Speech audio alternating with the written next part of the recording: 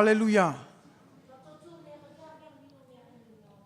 Amen, amen, amen. Il y a tellement de raisons ce matin pour que nos cœurs soient dans la joie. Amen. La seule et la plus grande raison nous vient de notre Sauveur, de notre Seigneur Jésus-Christ. Vous savez, Jésus a dû faire quelque chose que personne n'a pu faire.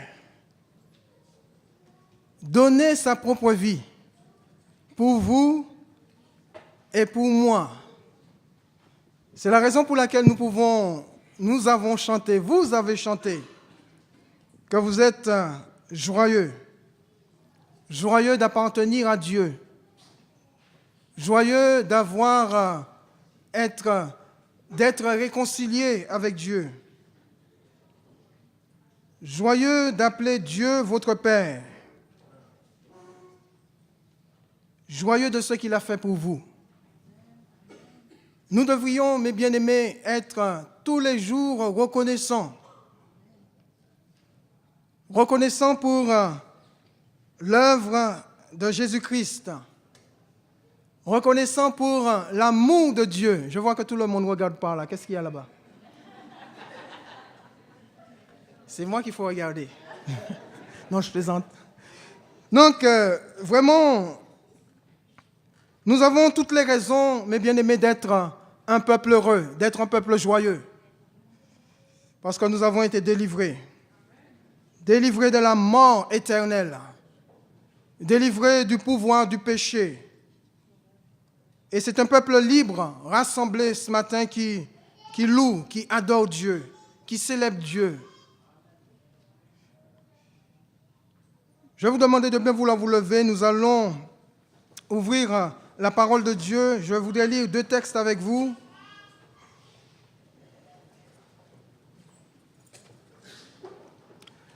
Dans le livre des Hébreux, Hébreux chapitre 12, les 4 premiers versets. Et dans 2 Timothée chapitre 4, versets 7 et 8. Hébreux 12, versets 1 à 4. Il nous a dit, nous donc aussi, puisque nous sommes environnés d'une si grande nuée de témoins, rejetons tout fardeau et le péché qui nous enveloppe si facilement et courons avec persévérance dans la carrière qui nous est ouverte. Courons avec persévérance dans la carrière qui nous est ouverte. Ayant les regards sur Jésus, le chef et le consommateur de la foi, qui, en vue de la joie qui lui était réservée, a souffert la croix, méprisé l'ignominie et s'est assis à la droite du trône de Dieu. Considérez en effet celui qui a souffert contre sa personne une telle opposition de la part des pécheurs, afin que vous ne vous lassiez point l'âme découragée. Vous n'avez pas encore résisté jusqu'au sang en luttant contre le péché. Et dans 2 Timothée, chapitre 4, versets 7 et 8, l'apôtre Paul souligne qu'il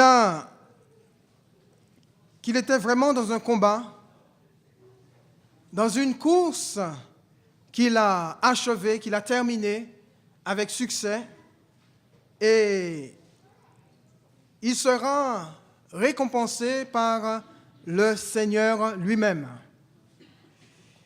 Et donc Paul dit à Timothée, « J'ai combattu le bon combat, j'ai achevé la course. J'ai gardé la foi, désormais la couronne de justice m'est réservée, le Seigneur, le juste juge, me la donnera dans ce jour-là, et non seulement à moi, mais encore à tous ceux qui auront aimé son avènement. » Prions quelques instants le Seigneur.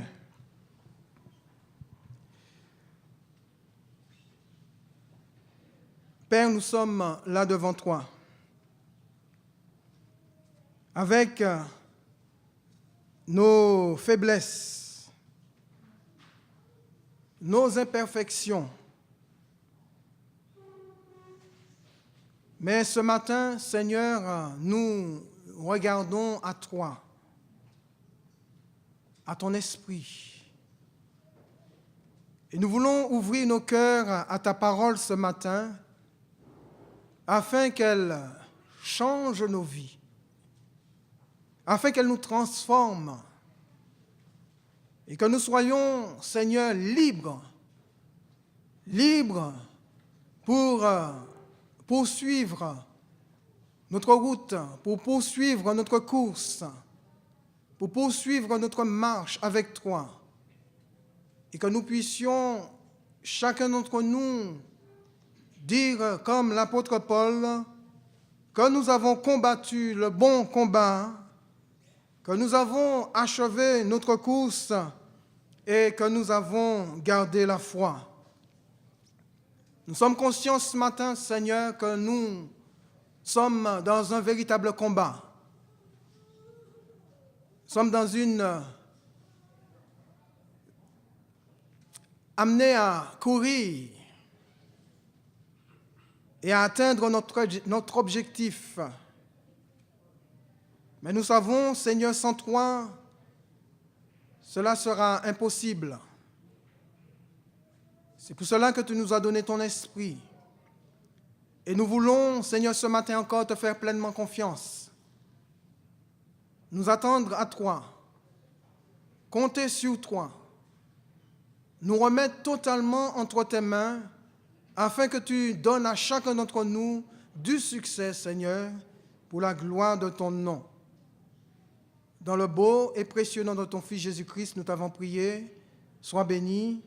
Amen. Amen. Vous pouvez vous asseoir.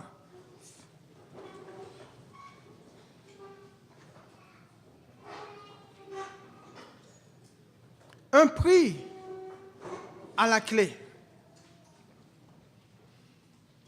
Il y a toujours un prix à gagner quand nous sommes ou quand un athlète se met au départ d'une course. Ce n'est pas sûr que c'est lui qui gagnera le prix, mais son objectif et le travail qu'il a fait au préalable, il va s'appuyer dessus pour recevoir un prix ou le prix, c'est-à-dire terminer premier. Le premier texte que nous avons lu dans l'Épître aux Hébreux souligne le fait que nous sommes, en tant que chrétiens, appelés à courir avec persévérance dans la carrière qui nous est ouverte. Et dans le deuxième texte, l'apôtre souligne le fait qu'il a achevé sa course, qu'il a gagné et qu'il recevra des mains du Seigneur cette précieuse couronne incorruptible ou ce prix qu'il n'a laissé personne lui ravir quand il courait sur cette terre pour la gloire de son Seigneur. Le premier texte que nous avons lu nous montre ce qui pourrait nous ravir, le prix de notre vocation céleste. Et ensuite, nous montre aussi l'élément indispensable pour terminer notre course avec succès. Je reconnais ce matin, et j'espère que vous êtes comme moi, que la vie chrétienne est une véritable course. Et pas n'importe quelle course. Ce n'est pas une course de vitesse, un 100 mètres, un 200 mètres, mais c'est un véritable marathon. Et dès l'instant que l'enfant de Dieu a donné sa vie au Seigneur, il est placé dans ce stade pour courir, non pas pour s'asseoir, regarder, marcher, mais pour courir. Et nous sommes, bien-aimés, ce matin appelés à courir avec persévérance, de persévérer dans cette course dans laquelle nous nous sommes placés nous-mêmes quand nous avons donné notre vie à Jésus-Christ. Alors, qu'est-ce qui pourrait t'arrêter, ma soeur, t'arrêter, mon frère, pour t'empêcher de recevoir le prix de ta vocation? Eh bien, pour un athlète, il doit lui-même identifier ce qui pourrait être pour lui un frein. Parce que l'athlète qui se présente pour son 100 mètres, son 200 mètres ou son marathon ne doit avoir aucun fardeau lié à ses pieds qui pourrait l'empêcher d'atteindre son objectif, c'est-à-dire de gagner son prix, d'être le premier. Et dans notre texte, l'auteur identifie au travers de 2 mots des éléments qui pourraient vous empêcher ou qui pourraient m'empêcher d'atteindre le but fixé ou de recevoir des mains du Seigneur le prix de ma vocation ou le prix de votre vocation. Parce qu'en tant que coureur, parce que je crois que nous sommes tous des coureurs de marathon. Oui, mes bien-aimés, j'imagine la chose comme cela. Nous sommes dans ce stade de ce monde comme des marathoniens. Oui, et appelés à courir avec persévérance et à atteindre la ligne d'arrivée afin de recevoir du Seigneur notre prix. Vous allez recevoir un prix si vous allez jusqu'au bout de ce marathon. Paul lui-même a été jusqu'au bout de ce marathon et a reçu et va recevoir un prix des mains du Seigneur. Non pas un prix corruptible, mais un prix incorruptible. Et donc l'auteur identifie le premier élément au travers de 2 mots, les 2 éléments au travers de 2 mots en parlant de fardeau et de péché. Et l'auteur s'adresse à tous les chrétiens qui courent. Donc, en tant que marathonien, l'auteur s'adresse à nous ce matin, nous qui courons cette course afin d'atteindre la ligne d'arrivée. Et l'auteur dit à tous ceux qui sont sur cette piste que nous sommes environnés d'une grande nuée de témoins et nous devrions rejeter, premièrement, tout fardeau et le péché qui nous enveloppe si facilement. L'auteur est en train de nous dire qu'il y a là autour de nous énormément de choses qui peuvent nous empêcher, qui peuvent vous empêcher d'aller jusqu'au bout, qui peuvent vous stopper, qui peuvent vous arrêter, alors que Dieu vous appelle à continuer, à poursuivre votre route, votre course, pour la gloire de son nom. Et là, il mentionne le fardeau, les péchés. Nous pouvons souligner ce matin et dire que tout péché est un fardeau, n'est-ce pas? Vous êtes d'accord avec moi? Tout péché est un fardeau. Et dès l'instant que le péché va s'attacher à vous, eh bien, ce sera un fardeau qui vous empêchera d'atteindre votre objectif ou d'aller plus loin avec le Seigneur. Mais tout fardeau n'est pas forcément un péché. Le fardeau peut devenir un péché à la longue, dans la mesure où il n'a pas été abandonné, dans la mesure où vous n'avez pas demandé au Seigneur de vous en débarrasser, dans la mesure où vous n'avez pas posé ce fardeau au pied de la croix, il deviendra un péché et vous privera de cette précieuse couronne incorruptible que le Seigneur a en réserve pour vous. Et ce matin, je voudrais m'arrêter sur un fardeau. Le premier fardeau que nous allons retrouver dans l'évangile de Matthieu au chapitre 6. versets 25 à 34. Et vous allez comprendre quel est ce fardeau.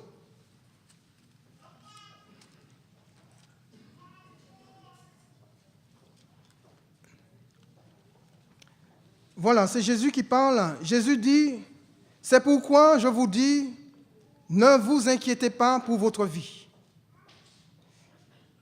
de ce que vous mangerez, ni pour votre corps, de quoi vous serez vêtus. La vie n'est-elle pas plus que la nourriture et le corps plus que les vêtements? Regardez les oiseaux du ciel, ils ne sèment ni ne moissonnent, ils n'amassent rien dans les greniers, et votre Père céleste les nourrit. Ne valez-vous pas beaucoup plus que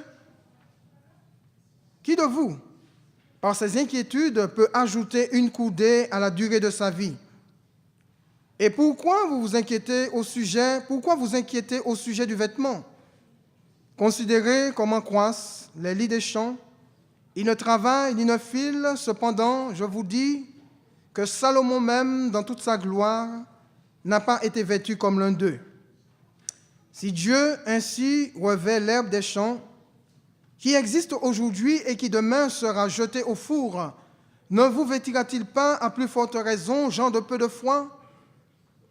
Ne vous inquiétez donc point et ne dites pas, que mangerons-nous? Que boirons-nous? De quoi serons-nous vêtus? Car toutes ces choses, ce sont les païens qui les recherchent. Votre Père céleste sait que vous en avez besoin. Cherchez premièrement le royaume de Dieu et la justice, et toutes ces choses vous seront données par-dessus. Ne vous inquiétez donc pas du lendemain, car le lendemain aura soin de lui-même, et à chaque jour suffit sa peine. Amen. Donc, vous avez bien compris le fardeau qui peut s'attacher aux chrétiens aujourd'hui, et encore plus aujourd'hui, qu'il y a des années en arrière. L'inquiétude, cet état pénible déterminé par l'attente d'un événement, d'une souffrance que l'on craint par incertitude. Qui peut dire ce matin, moi, je n'ai jamais été inquiet de toute ma vie, même pas une fois, une seule fois dans ma vie. Je n'ai été inquiété ni par ceci ni par cela. Vous êtes bien humain, comme moi-même. Je ne me trompe pas. Je m'adresse à des humains. Donc, on a tous été un jour ou l'autre touchés par l'inquiétude. Je pense aux parents inquiets pour leurs enfants. Peut-être aux enfants inquiets pour leurs parents. Et il y a là, dans le cœur de l'homme, de l'inquiétude. Et de plus en plus, l'inquiétude va prendre de la place dans le cœur de nos contemporains. Les hommes sont inquiets. Inquiets pourquoi? Inquiets de ce qu'ils vont devenir demain. Inquiets parce qu'ils ne savent même pas s'ils vont garder leur travail.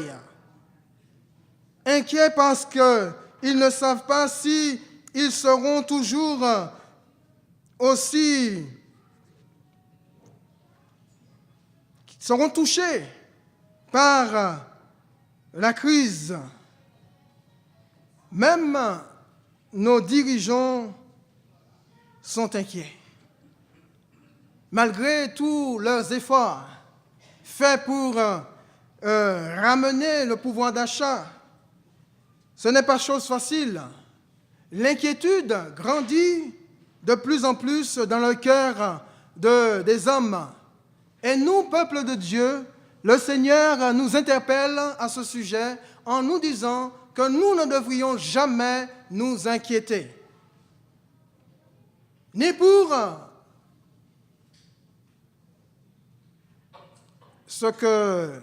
comment nous allons nous vêtir, ni pour qu'est-ce que nous allons manger, et surtout pas nous inquiéter pour le lendemain, Comme nous dit Jésus, à chaque jour suffit sa peine.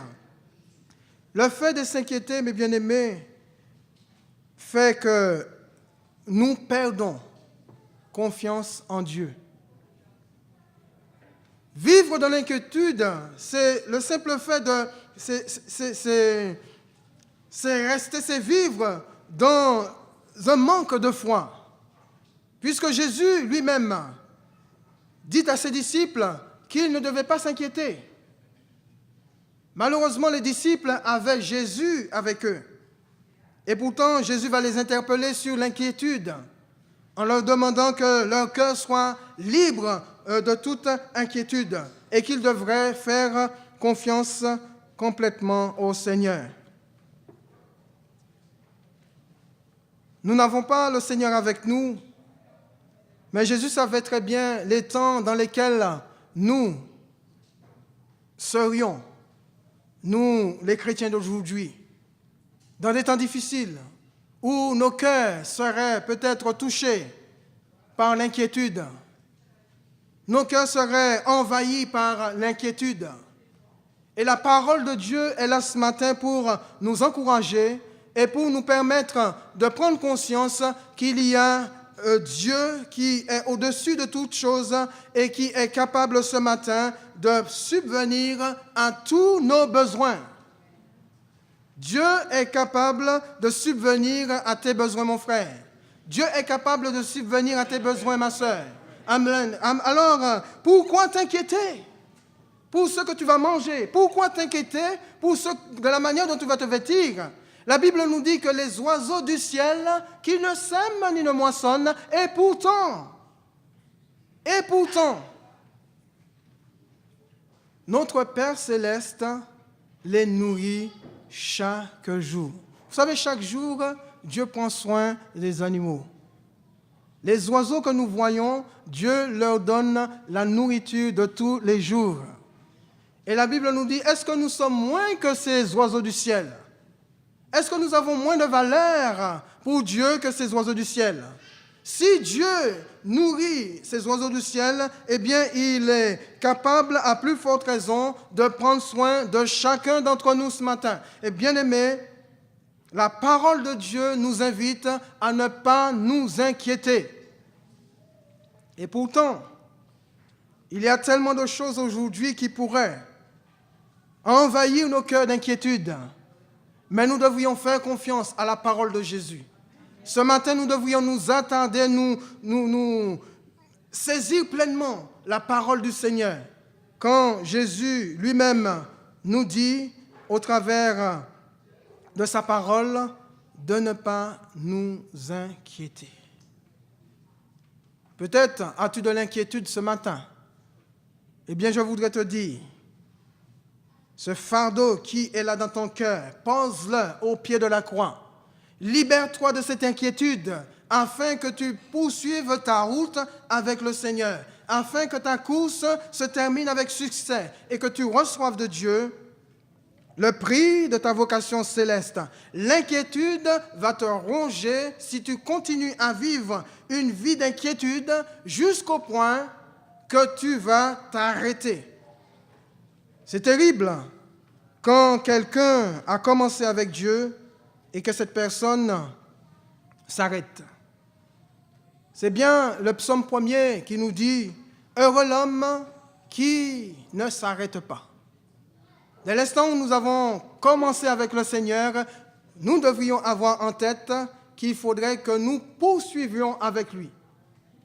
Que nous continuions avec le Seigneur, peu importe ce qui se passe, peu importe ce qui se produit autour de vous, peu importe ce que vous entendez. Dès l'instant où vous avez mis le pied dans le plat, dès l'instant où vous êtes dans ce starting block, eh bien, vous devriez avoir comme ligne de mire la ligne d'arrivée. L'apôtre Paul ne s'est pas laissé perturber, ne s'est pas laissé inquiéter. Non, il a dit, moi, je suis conscient que j'étais dans une course. Et Timothée, il va rappeler à Timothée qu'il est lui-même dans cette même course et dans ce même combat. Et qu'il devrait courir avec persévérance, ne laissant rien l'intimider, l'influencer, en abandonnant l'inquiétude, les fardeaux et le péché qui pourraient l'envelopper si facilement et lui ravir le prix de sa vocation céleste. Est-ce que vous vous souvenez, en 2011, la déception d'un grand champion? C'est un athlète qui a été disqualifié à cause d'un faux départ. Et pourtant, il avait sa médaille. Qui aurait pu l'empêcher de gagner cette course, de gagner cette médaille? Personne. Mais à cause d'un faux départ, ce qui est preuve de disqualification, et le deuxième fardeau qui pourrait s'attacher aux chrétiens, c'est le manque du respect des règles imposées par le Seigneur. Il ne l'a pas fait exprès, mais il a failli à cette règle et cela lui a valu la disqualification. Donc il est passé à côté de cette médaille d'or.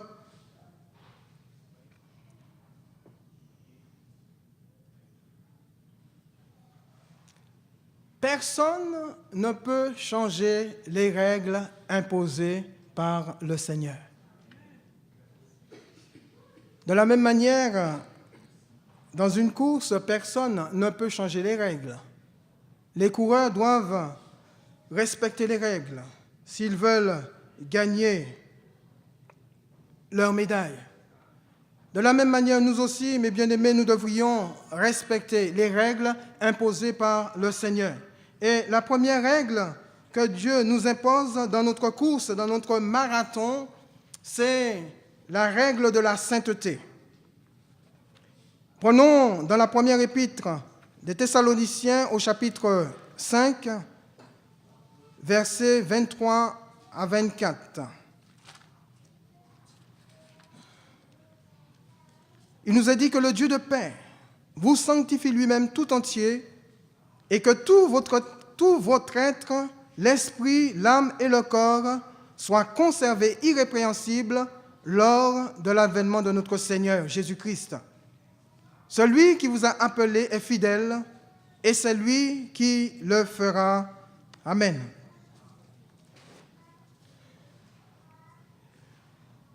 L'apôtre appelle les Thessaloniciens à vivre selon cette règle imposée par le Seigneur lui-même, la règle de la sainteté. Vivre en veillant que tout votre être tout entier, c'est-à-dire corps, esprit, âme et corps, soit conservés irrépréhensibles dans la sainteté, afin que lorsque le Seigneur reviendra, vous soyez couronnés. Celui qui poursuit sa route avec le Seigneur, celui qui court ce marathon en voulant passer à côté de cette règle qu'a imposée le Seigneur, eh bien, ne terminera jamais et ne recevra jamais du Seigneur sa récompense. On ne peut pas changer la règle de la sainteté, puisque la Bible nous dit, sans la sanctification, personne ne verra le Seigneur dans Hébreux chapitre 12, verset 14. Sans la sanctification, personne ne verra le Seigneur. Et selon 1 Thessaloniciens au chapitre 4, versets 3 et 4, ce que Dieu veut, c'est votre sanctification, c'est que vous vous absteniez de l'impudicité, c'est que chacun de vous sache posséder son corps dans la sainteté et l'honnêteté, sans vous livrer à une convoitise passionnée, comme font les païens qui ne connaissent pas Dieu. Les païens ont une vie qui n'est pas conforme à ce que Dieu impose dans sa parole. Mais nous, en tant qu'enfants de Dieu, notre vie doit être conforme à la parole de Dieu. Notre vie doit être conforme aux règles que le Seigneur nous a imposées. Quand Dieu nous dit, nous demande de marcher ou de vivre dans la sainteté, eh bien, nous ne devrions pas mettre de côté cette règle et croire que nous allons terminer notre course et croire que nous allons achever et recevoir du Seigneur le prix de notre vocation céleste. Non, nous serons disqualifiés si nous ne respectons pas la règle de la sainteté. La deuxième règle que nous devrions prendre en compte, c'est celle de l'amour.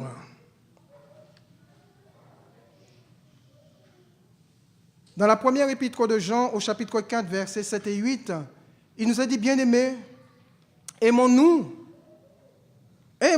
les uns les autres. Pourquoi? Eh bien, tout simplement parce que l'amour est de Dieu. Jean dit, aimons-nous les uns les autres, car l'amour est de Dieu. Et quiconque aime est né de Dieu et connaît Dieu. Celui qui n'aime pas n'a pas connu Dieu parce que Dieu est amour. Celui qui n'aime pas n'a pas connu Dieu parce que Dieu est amour.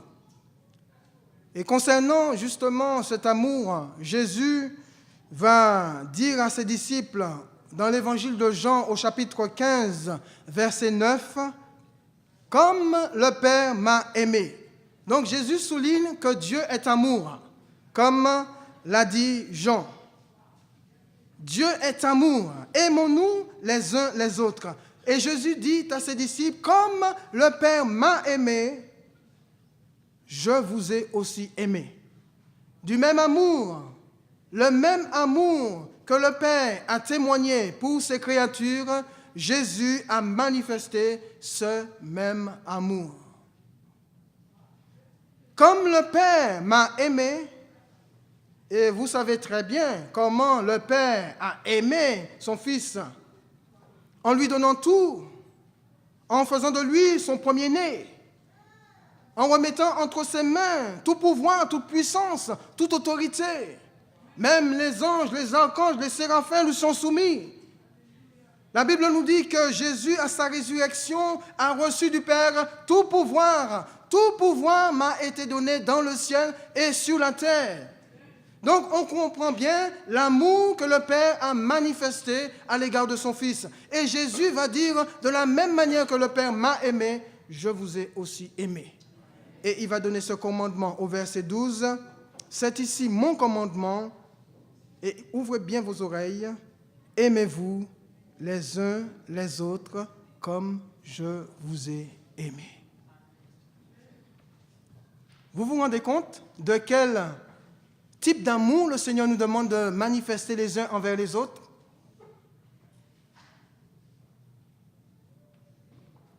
Le même amour que le Père a témoigné pour son Fils, le même amour que le Fils a témoigné pour nous, Jésus nous demande de manifester ce même amour les uns envers les autres. Le chrétien doit aimer de la même manière dont il a été aimé par le Seigneur. Je dois aimer mon frère, aimer ma soeur de la même manière que le Seigneur m'aime. Et je sais que le Seigneur m'aime. Vous devriez aimer vos frères et vos sœurs de la même manière que le Seigneur vous a aimé. Il vous a tellement aimé au point de donner sa vie pour vous. C'est là la preuve du témoignage de l'amour de Christ pour vous et pour moi. Est-ce que vous êtes prêts à donner votre vie pour votre frère? Est-ce que vous êtes prêts à donner votre vie pour votre sœur en guise d'un amour tel que celui que Christ a manifesté pour vous et pour moi? L'amour est une règle imposée par le Seigneur qui n'est pas du tout négociable. On ne peut pas négocier avec Dieu quand Dieu lui-même impose ses règles. On ne peut pas changer les règles que Dieu a imposées dans sa parole. Si Dieu te demande d'aimer ton frère, peu importe ce qu'il est, peu importe ce qu'il a fait, eh bien, tu dois l'aimer comme le Seigneur te le recommande. Ce que fait ton frère, ce que fait ta sœur, c'est sa responsabilité avec Dieu. Ce n'est pas ton problème. Mais ce qui devient ton problème, c'est de mettre en pratique ce commandement que le Seigneur t'a laissé en te demandant d'aimer ton frère comme toi-même. Le manque d'amour peut être un fardeau et peut t'empêcher de terminer ta course et de recevoir du Seigneur le prix de ta vocation. Quand Dieu nous parle de l'amour, c'est l'apôtre Paul, je voudrais quand même lire avec vous, c'est intéressant, dans 1 Corinthiens 13, 4, concernant l'amour.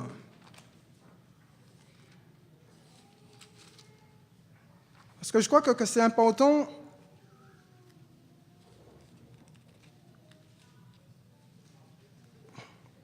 si le Seigneur nous interpelle ce matin sur l'amour les uns envers les autres.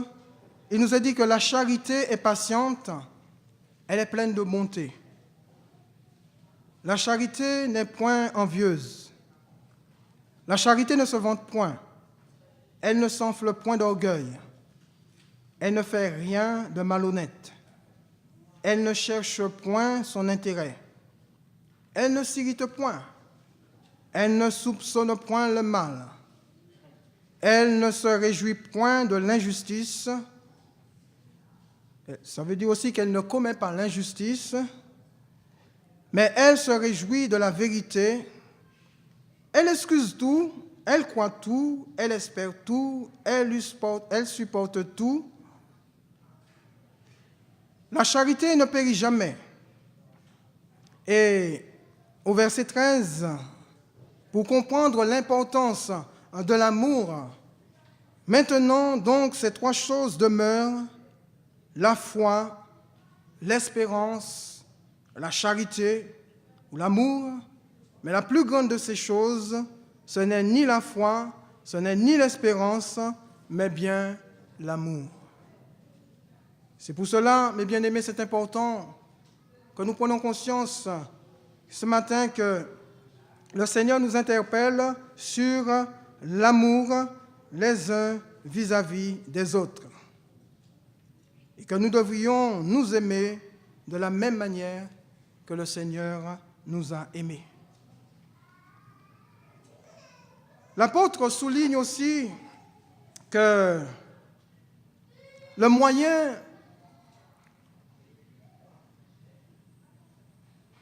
seul moyen qui va permettre à l'enfant de Dieu de terminer sa course avec succès et de recevoir le prix de sa vocation. Bien sûr, Paul nous dit dans le texte que nous avons lu de l'Épître aux Hébreux au verset 2, l'apôtre va donner le moyen par excellence, et je dirais quand même le seul. Il va dire, ayant les regards sur Jésus, le chef et le consommateur de notre foi, pour courir avec persévérance, après avoir abandonné tout fardeau et le péché qui nous enveloppe si facilement, l'enfant de Dieu a besoin de fixer ses regards sur Jésus et sur lui seul. Vous savez, mes bien-aimés, combien c'est important le regard, l'expression des yeux. Quand vous regardez quelqu'un dans les yeux, vous savez si cette personne vous aime ou pas. Quand je regarde mon frère Blaise, je sais s'il m'aime ou pas. Dans ses yeux, je vois qu'il m'aime. Amen. N'est-ce pas? Amen. Jésus dit que les mauvais regards viennent d'un cœur mauvais. Celui qui a un cœur mauvais ne peut pas avoir un beau ou un bon regard. Par un simple regard, tu sais ou tu peux savoir ce qu'il y a dans le cœur.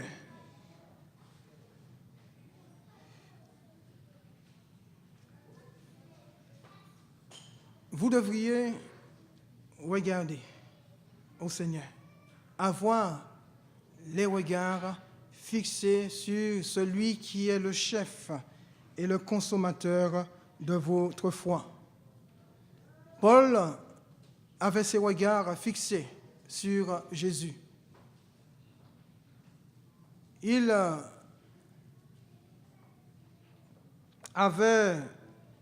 s'était libéré de tout fardeau, de tout péché, et pour poursuivre sa route, sa course, et pour la terminer avec succès, il fixait ses regards sur Jésus.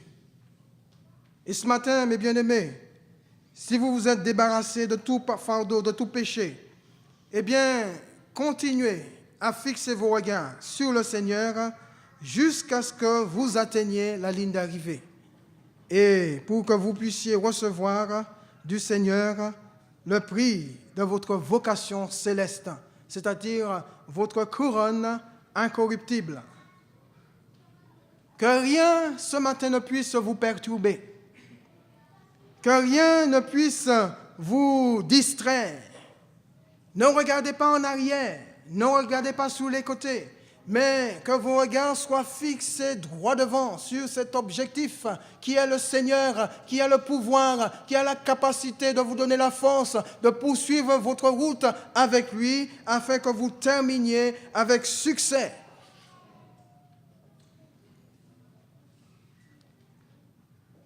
Ce n'est pas sans souffrance, cette course. La préparation pour ce marathon n'est pas sans souffrance, sans sacrifice. Et celui qui se prépare, l'athlète qui se prépare pour un 100 mètres ou un 200 mètres, ne va pas se préparer de la même manière que celui qui va courir le marathon. Celui qui court le 200 mètres va se préparer sur sa vitesse, son sprint. Celui qui se prépare pour le marathon va se préparer sur l'endurance. Mais les deux préparations sont indispensables pour gagner. Et je crois que pour ce marathon dans lequel nous nous trouvons, eh bien Dieu nous prépare chaque jour. Dieu vous prépare chaque jour. Pourquoi il vous prépare? Il vous prépare pour que vous puissiez terminer. Il vous prépare pour que vous puissiez gagner.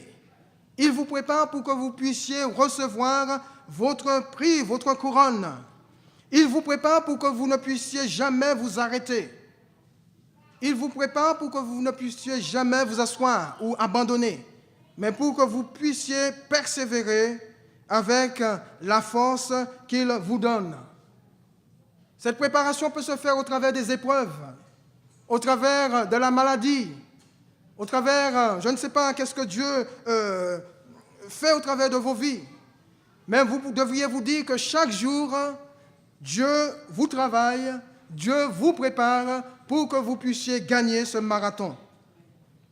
Et ne pas être disqualifié et recevoir par la suite, une fois que vous avez terminé, votre couronne incorruptible. Mais quelle joie, mes bien-aimés, lorsque un coureur, quand il a terminé sa course, quand il a gagné, quelle joie pour lui de recevoir déjà, de se mettre sur la première marche. Il y en a 3. La première marche, celui qui va recevoir la médaille d'or. La seconde marche, celui qui va recevoir la médaille de bronze, la médaille d'argent. Et la troisième marche, celui qui va recevoir la médaille de bronze. Mais tous ceux qui courent dans le stade, ils ont un seul objectif, celui de recevoir une médaille d'or. Mais il y en a un seul qui va la recevoir. Nous sommes des milliers, mes bien-aimés, à courir ce marathon. Mais il y a une médaille d'or pour chacun d'entre vous. Il n'y a pas 3 places. Il y a une place qui est individuelle. Et cette place, vous, qui est la vôtre, c'est une médaille d'or qui vous attend si vous allez jusqu'au bout avec le Seigneur.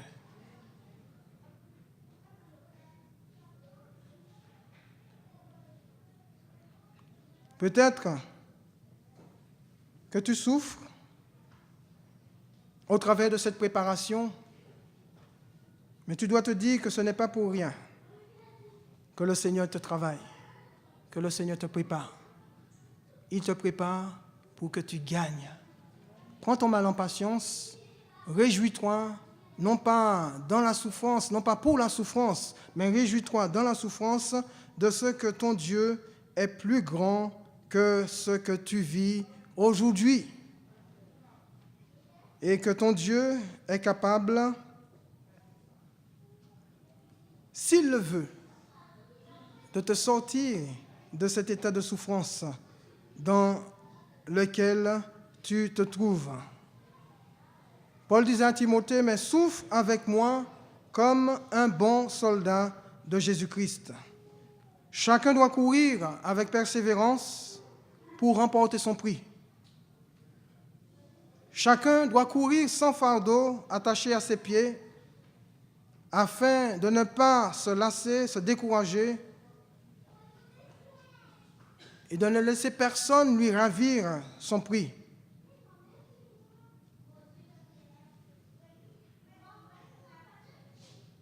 Mon frère, ma sœur, cours-tu selon les règles? Combats-tu selon les règles et avec les armes spirituelles?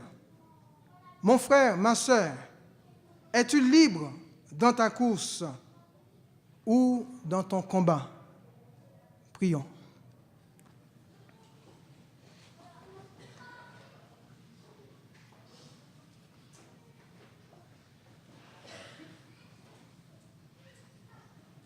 Seigneur, tu es notre force. Tu nous as donné ton esprit afin que notre Dieu, nous soyons forts